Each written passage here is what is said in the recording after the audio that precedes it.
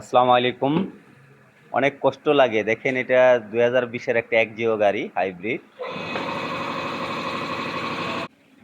কষ্ট লাগে এই জন্যই, এখন রোডে ঘাটে অনেক জায়গায় কিন্তু পিলার থাকে, তাই পিলারগুলো দেখে আপনারা সাবধানে গাড়ি চালাবেন। দেখেন গাড়িটার কি অবস্থা হয়েছে। শুধু এটা এটাই সীমাবদ্ধ না, এটার ভিতরে পর্যন্ত কিন্তু আপনার বাঁকা হয়ে গেছে একবার। ওই যে রেডিওটারে যে ফাউন্ডেশনটা দেখতে পাচ্ছেন যে পুরো বাঁকা হয়ে গেছে।